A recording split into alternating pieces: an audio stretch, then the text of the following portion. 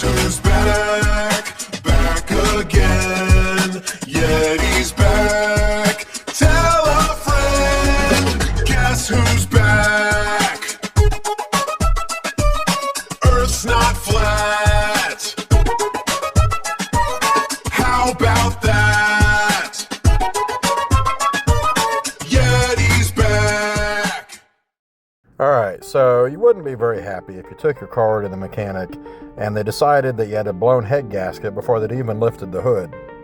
Likewise, you wouldn't be too thrilled if you went to the doctor and they decided that you needed triple bypass surgery before they'd even checked you out or done a single test on you.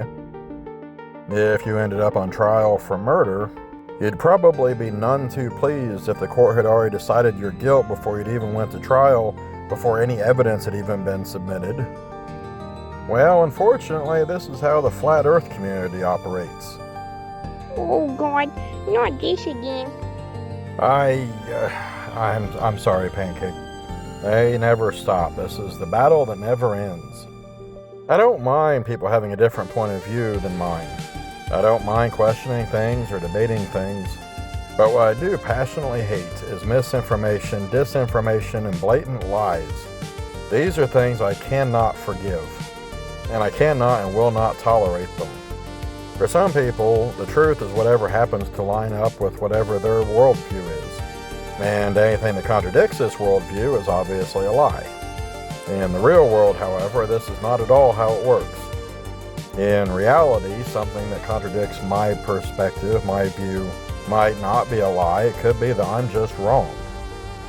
So going back to my illustrations about looking at the evidence, like in the court case, what a criminal investigator would do is look at the evidence to try to see what the evidence says, who it points to, what the evidence suggests probably happened. Then when it goes to trial, if it goes to trial, that evidence is presented to the judge and jury. They would evaluate that evidence and then hopefully come to a reasonable conclusion based on what the evidence suggests. This is just fair, logical, reasonable, it just makes sense. What you wouldn't want is the court to decide that you definitely killed Colonel Mustard with the candlestick in the lobby or whatever, I don't remember it all that well, before anybody had even heard your case or heard any of the evidence presented. What you don't do is reach a conclusion first, and then weigh all the evidence against whether or not it supports your conclusion. Science doesn't come up with a conclusion first, and then tries to make everything fit that conclusion. Flat earthers, on the other hand, come to the conclusion that the earth is flat first, then weighs everything against whether or not it seems to support that. So how and why would they come to this conclusion? Well, the one common thread that seems to tie all the flat earthers together is their shared religious beliefs. Specifically, we're talking Christianity and the Bible. Now let me get out of the way here and now that I am not knocking their religion, I'm not knocking the Bible. The specific part I was having a problem with is them doing a literal interpretation of something that was written several thousand years ago. When those really ancient scriptures were written, they were written in a way to make sense to the people reading them at that place and that time. So let me give an illustration of what I mean by that. So let's say I get on social media and I post that Frank kicked the bucket today. Well, people in our current culture at this time today can read that and understand that it means that Frank died. But what if somebody finds that and reads that 3,000 years from now? If they don't use the same expressions that we use then, and just go with a literal word-for-word interpretation of what I put, they're going to be a little baffled by why did Frank kick a bucket?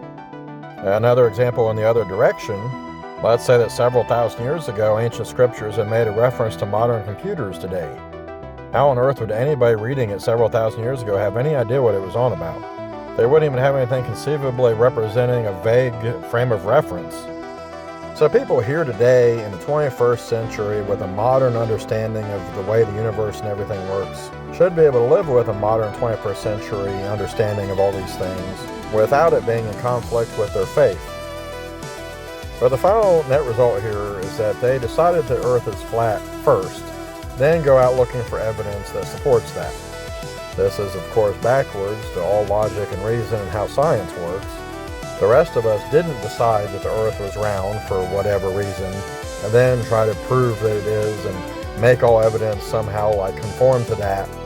Believers in the flat earth need the earth to be flat. The rest of us don't need the earth to be round. We really just don't have any reason to care. It doesn't make any difference to us whether the Earth is a big ball or a big disc, a big hot dog or a big Mario. The only reason that we keep running with Earth being round instead of a big flat disc is because that's what all the evidence says. Now, if you show us compelling evidence, and I mean compelling evidence, that the Earth is flat, okay, fine, we'll jump on board the flat bandwagon. But trust me, bro, isn't evidence. Your personal beliefs are meaningless, and evidence of nothing. Now, you say, we've all been indoctrinated into the whole round Earth business and accept it without question, and flat earthers are just asking the hard questions that we aren't brave enough or smart enough to ask. The truth of the matter is, we're perfectly fine with them questioning everything. We have answers for all their questions, and those answers aren't just lies, they're not just based on trust me, bro. We can demonstrate all of them. We offer to take several prominent flat earthers down to Antarctica to show them, at no cost to them, things that they don't believe in, swear aren't possible. But very few of them had any interest in the truth, and only a few had the honesty, integrity, strength of character to take us up on the offer and go. The rest of them just made up dishonest excuses for why they didn't want to go, didn't want to go hang out with us demons, it's all lies. But the bottom line is, us globe heads have all kinds of answers and are perfectly happy to show them. We're the only ones that has a comprehensive model of the Earth and everything, on which everything just fits together and makes sense. Conversely, flat earthers haven't been able to put together a comprehensive model of everything that they believe. Even if they slap together an excuse that covers one thing, it falls apart with 10 other things. Us having answers isn't very popular with them, it's pretty inconvenient for them. So they just reject them and come up with really flimsy, childish excuses against them. For example, they don't understand how the Earth is a ball and holds everything to it. The obvious answer is gravity. So they don't like gravity. Gravity's pretty freaking inconvenient. So then they have to explain why stuff falls if gravity isn't a thing. Their best explanation for that, well, it's not that things are falling because of gravity, but rather the whole disk Earth is accelerating upwards at 9.8 meters per second squared. Now, there's a lot of disproofs that we can do for that, and I've covered some of them in my first video about it a year ago. But if you look at their flat Earth memes, they have a problem with the idea of Earth rotating at 1,000 miles an hour, but are perfectly fine with Earth accelerating upwards at 170 billion trillion miles an hour. Now here they would say, but we never said nothing about it being trillions of miles an hour. Well, if you think about it, if Earth has been accelerating at 9.8 meters per second squared every single solitary second for as long as it has existed, even at 6,000 years according to some of your beliefs, by now that would have us doing astronomical, mind-boggling speeds way farther than anything science has ever proposed anything doing. So yeah, us accelerating upwards at 1 trillion miles an hour, yeah, that's perfectly fine, but oh heck, 1,000 mile an hour rotation? Get out of here. Now, I point that out, and I reckon few flat earthers have thought about that. So now they need to whip up an excuse for that. If they see this anyway. So they'll pull something out of their butts, something baseless and unprovable, but perfectly convenient. They'll say something like, God waits until there's a moment when nothing is falling and resets Earth back to zero. Shoot, I wish I hadn't given them any ideas. That'll end up being their argument and it'll be my fault. Of course, logically, this is ridiculous for different reasons, but an obvious one that anybody can understand is that there's always stuff falling somewhere at all times. There's always precipitation somewhere without exception. There's always leaves falling. There's always animals using the bathroom, to put it cleanly. There's always waterfalls. None of that matters, though, because they're only facts. Flat earthers can't be bothered by such trivialities as facts. All that really matters is sounding good. So, there you have it. God sets Earth back to zero when nothing is falling. Wink. This making stuff up on the spot, no matter how ridiculous or unsupported it is what I recently ran into prior to making this video. A flat earther was being interviewed, asked about stuff like the sun, and with a straight face declared that there isn't a sun. A sane person would find that perplexing, but I guess after enough meth anything can eventually sound reasonable. I wonder if at some point somebody told them to do the math and they heard wrong. They've been doing the meth ever since. I don't know, I'm sane. No, in his argument, we each had our own sun. So then there's 8 billion suns because we each have our own. We evidently each have our own unique sky with our own sun, moon, planets, and stars. Everyone is just walking around their own little bubble, literally. Well, good luck finding anybody backing this up with anything other than word salad. Alright, now that isn't entirely fair. Now, you'd have a hard time finding a flat earther that's fair and honest. In fairness, I'm not saying that none of them are, but it always seems that the ones I'm always seeing preaching their gospel on social media or YouTube or whatever are usually lacking in honesty and fairness.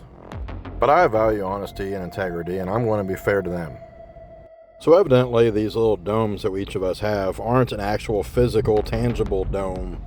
It's not like, oh, so many feet away or a mile away is my bubble. As near as I can understand it, it's more of like this bubble is an effect. Now, bear in mind, this is based on as near as I can understand it, but understanding their logic, their thought process behind this is kind of like understanding the mindset of somebody in a padded room in a straitjacket writing on the walls with their own feces. I actually let Gemini take one for the team. I had Gemini dive into the mind of madness for me, and then try to explain it to me in sane people terms. So the basic short of it is, the sky isn't so much a physical object in a shared space, but rather an optical projection unique to your specific location. They evidently see it as some kind of atmospheric lens, with our atmosphere acting as a sort of a giant magnifying glass or a curved lens. So because of the way light refracts through this lens, their claim is that as the sun moves away from you, it doesn't just get smaller but moves towards a vanishing point, which is created by your personal perspective. So the illustration that Gemini used was a VR or virtual reality headset. Because we each have our own VR headset, we each see something slightly different. The difference is that with the VR headset, you have screens that are presenting your view, whereas by this flat earth logic, this flat earth theory, your headset substitute is the atmosphere. It's not actively rendering what you're seeing, but rather it's bending light, distorting what you're seeing. So when you look up to the sun, you're not looking at the sun's actual position, but rather where it seems to be from your perspective after the atmospheric lensing effect. It is, of course, a complete load of crap, and they can't back it up with anything, but it makes them feel better. Now, when they're making up excuses for crap, if they can, they love to throw in a reference to something real to kind of give it fake credibility. Unfortunately, this means they could misuse prisms breaking light apart into rainbows, and unfortunately, atmospheric lensing is technically a thing. We see this effect as mirages all the time, and it can potentially give us the opportunity to see things that would normally otherwise be out of view, like, for example, something being just over the horizon. This familiar known atmospheric lensing isn't capable of doing anything on the scale that flat earthers want it to do. Basically, flat earthers are bending all the laws of physics and everything known to man, trying to make it so that the atmosphere conveniently bends things around so everything works out for them. So, what's the benefit to this magical atmospheric lensing that they can't support with any evidence? Well, okay, so you say, how do you explain a sunset on a flat Earth? Well, they say, oh, that's easy. It's an optical illusion created by atmospheric lensing. Now you say, what about all the way down to the far deep south? Why do the stars rotate around a point overhead, much like in the northern hemisphere around Polaris, over the Earth's north pole? They say, why, that's easy, atmospheric lensing. Okay, so we ask them if the sun is a big glowing ball hovering several thousand miles above the flat Earth. Why can't it be seen by everybody across the entirety of that flat Earth? Well, of course, that one's easy, atmospheric lensing. Where do babies come from? Atmospheric lensing, of course. Why am I an incel, forever alone? Well, once again, that would be atmospheric lensing. I mean, what else could it be? Now, this atmospheric lensing nonsense is based on the idea that the sun is local. All flat earther ideas include the notion that the sun is local. So, in theory, if we could disprove that the sun is local, we can shoot down this nonsense about the personal dome. Perhaps the gold standard for this is to do what Eratosthenes did many generations ago. Basically, you need you and one other person to be a few hundred miles apart, exactly north or south of each other, and in both locations you'll erect a stick, pole, rod, whatever, of identical height, and then both of you measure the shadows cast by each of those. Once you've got the height of the rod and the length of both shadows, it's just some trigonometry. The math doesn't work on a flat Earth because you'd have multiple suns or suns of different heights. The math really only works on a globe with the sun incredibly far away. Unfortunately, none of this matters. All the experiments, measurements, and calculations in the world don't matter, because the magic of the personal dome, this wonderful all-purpose atmospheric lensing, it's an incredibly convenient get-out-of-jail-free card that they can use as much as they want, unlimited uses. As long as they keep waving that around, they can just avoid having to actually deal with anything. And that must feel fantastic for them. They have to be absolutely loving this, because whenever they do have to deal with something, it never really works out for them. When they actually have to try to give us answers for questions that we pose for them, they can't do it. They struggle, they fall flat on their face, and that must be really frustrating for them, because if they had any shred of integrity, they'd be faced with the very real possibility that maybe they don't know what they're talking about. So they came to the conclusion that the Earth is flat based on their literal interpretation of Old Testament scriptures. But there's nothing in the scriptures that guide them towards the idea that we have this personal dome. There's nothing in there that would guide them towards atmospheric lensing. They didn't make some kind of personal observations that guided them in the direction of atmospheric lensing of this personal dome. This atmospheric lensing personal dome was born entirely out of desperation. They say that necessity is the mother of all invention, and it's certainly the mother of all flat earther arguments. We pose questions that they can't answer, but they can't admit that they're possibly wrong, so they just make this crap up right there on the spot.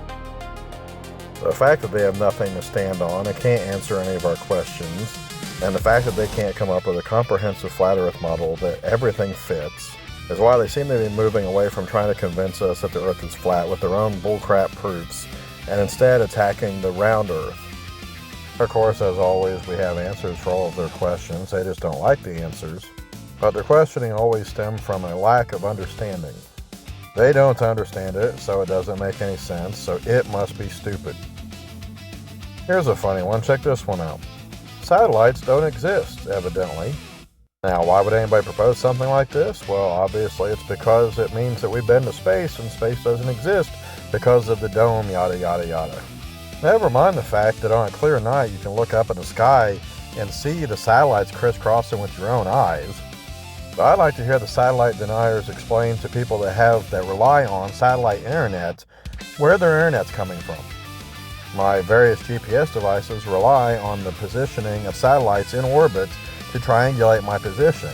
How the heck does that work if satellites don't exist? I'm far beyond burnout on the bullcrap, baseless excuses.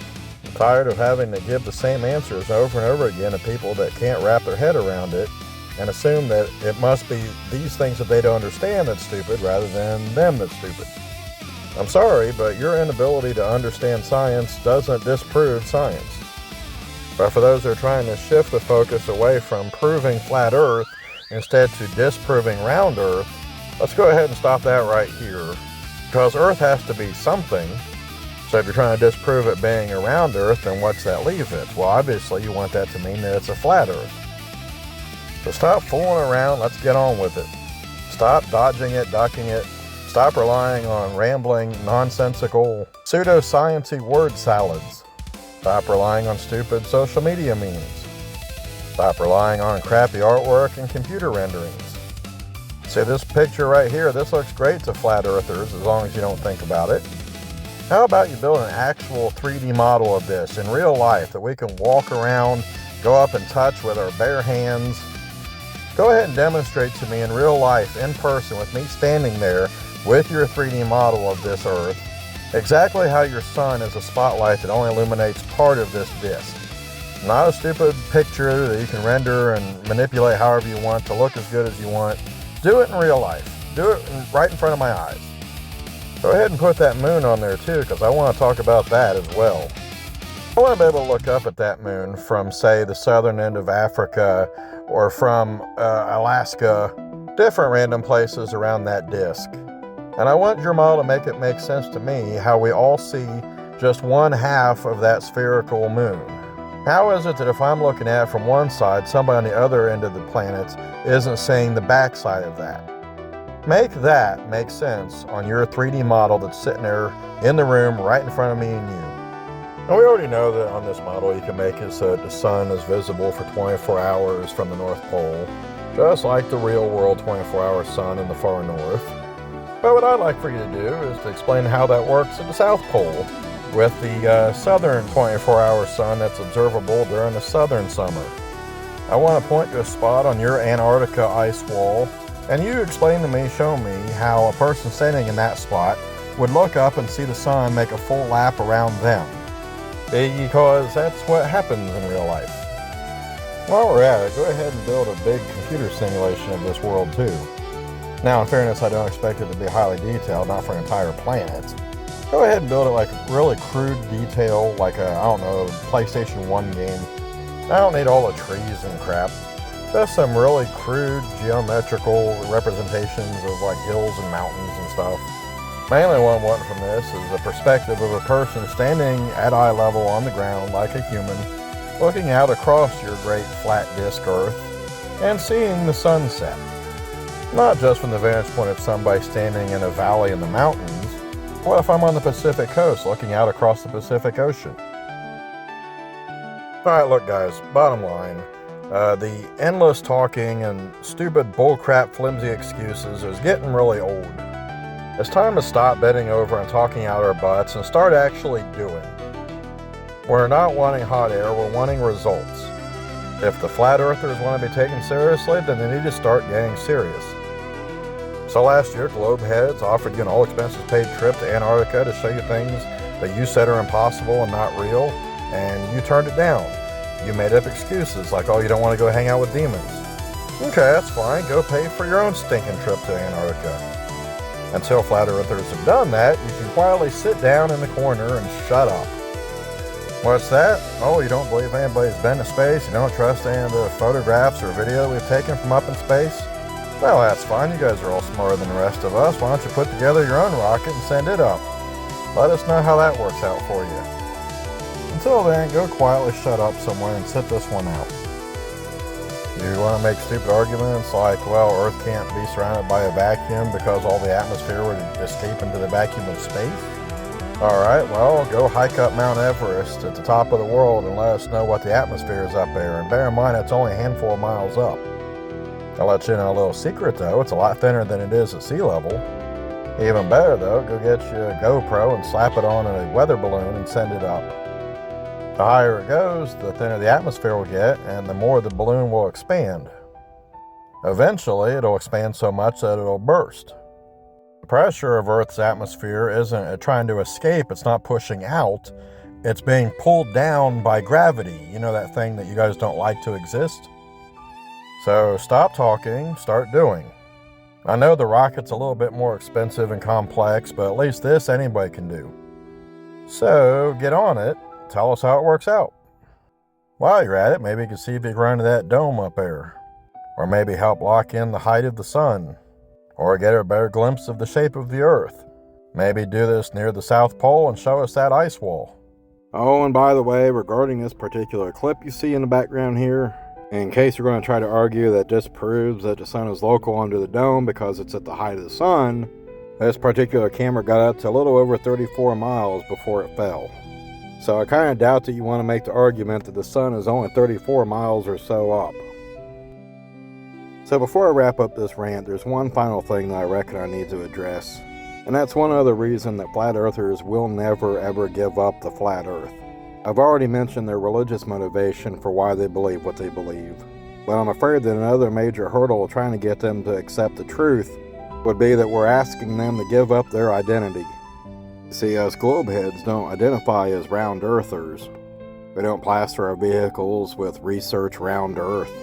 We're not flooding our social media feed and spamming all of our friends with research round earth Rants about round earth. The round earth isn't part of us, it's not who we are or part of our identity.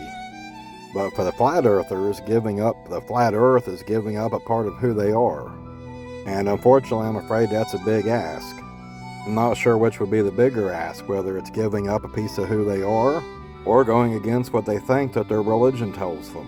However, I've already touched on how accepting a round earth doesn't trample all over the Bible, and in fact almost all Christians accept the round earth. I try to avoid politics, but I'm a Democrat living in the heart of Trump country. I know what it's like to be the dissenting view, surrounded by everybody else disagreeing with you. It takes courage and integrity to cling to what you think is right despite the opposition. It would surely be a lot easier if I just threw my hands in the air, surrendered, and went along with everybody around me. And I'm sure it'd be easier for all the flat earthers to just give in and go along with the globies. However, there's something else that takes an awful lot of courage and integrity. Admitting that maybe we were wrong. So, how about a gut check? Who's got the most guts? Alright, that's enough ranting about the flat earth for now. I'll leave it at that. Thank you so much for playing along. May God bless and enjoy the rest of your day.